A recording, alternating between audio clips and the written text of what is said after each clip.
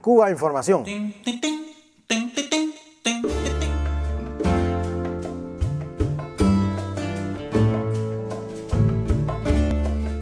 Bueno, vamos a hablar un poco al hilo de todo esto, de lo que está ocurriendo con el caso de la administración norteamericana. O sea, Obama sigue, pues persiste en gastar estos 20 millones de dólares en proyectos de la USAID de subvención contra el pueblo cubano.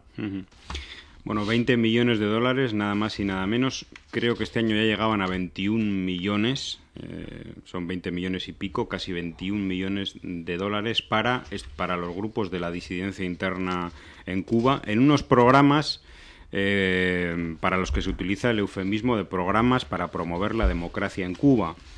Es decir, una lluvia de millones para armar políticamente, organizativamente, un poco a los peones del imperio yanqui, en este caso, en Cuba.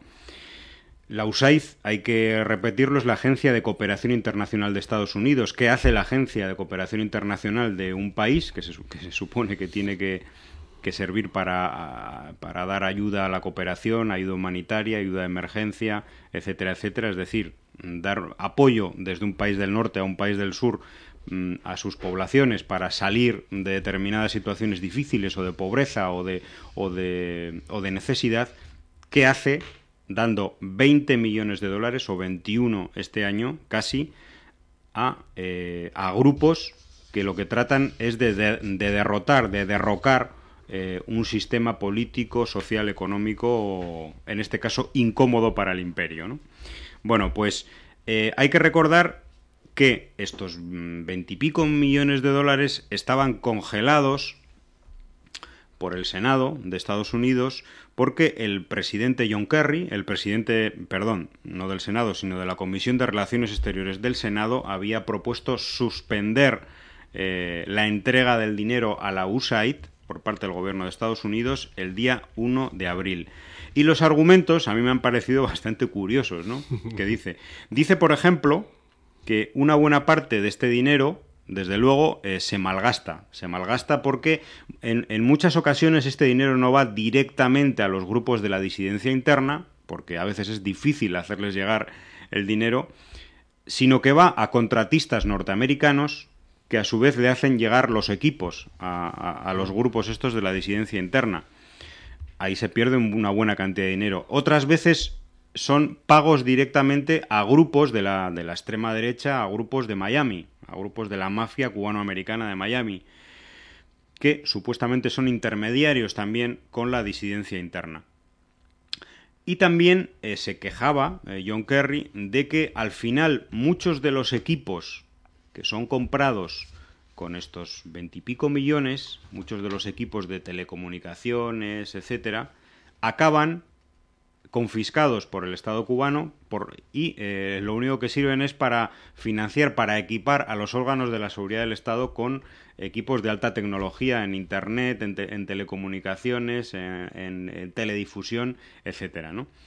Y también ponía como argumento para congelar y para estudiar mucho mejor a quién se le da el dinero y cómo se da el dinero, que finalmente todo esto solo sirve para que desde Cuba se actúe judicialmente con todo el derecho, añadiría yo, en contra de los contratistas norteamericanos, como es el caso de Alan Gross, que fue condenado a 15 años por repartir una serie de equipos del gobierno de Estados Unidos o pagados por el gobierno de Estados Unidos a los grupos de la ciberdisidencia interna.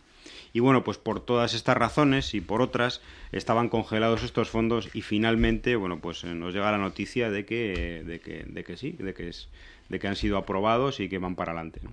Sí, yo quería apuntar brevemente que hay algo que debemos destacar de la misma opinión de John Kerry, que él plantea que los fondos de Estados Unidos se usaron para movilizar, entre comillas, artificialmente protestas en Cuba con grupos disidentes, es decir, mercenarios, que están profundamente penetrados, por la seguridad del Estado cubano. Exacto.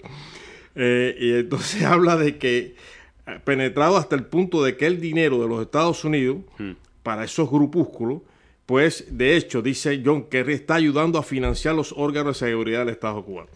Es decir, ahora tienen las mejores computadoras. Sí, sí, no, pero el hecho que reconozca que toda esta algarabía que forman estos grupúsculos, las damas de blanco incluidas, que parece la prensa occidental y particularmente la prensa del Estado español, le hace una gran propaganda a eso. Aquí hay que decir que un presidente del Comité de Relaciones Exteriores del Senado, es candidato presidencial, admite y lo dice públicamente que esos fondos, esos recursos se utilizan para movilizar de forma artificial a esos grupúsculos. O sea que de esa manera los grupúsculos, en definitiva, sirven a los intereses del imperio y tienen que justificar de alguna manera esos dineros que le llegan. Sí, ahí yo creo que la clave del asunto es artificial, ¿no? Sí, eso porque es. realmente las movilizaciones, y le vamos a poner unas comillas bien grandes al término movilizaciones, es juntar a una serie de personas, es darle una serie de fondos a estas personas por vía directa o indirecta, darles un modus vivendi a todas estas personas, muchas de las cuales incluso dejan su trabajo en Cuba y se dedican a esto, montan un pequeño show delante de una serie de cámaras, unas cámaras que están puestas ahí pues por los medios internacionales que tienen acreditación en el Centro de Prensa Internacional de Cuba.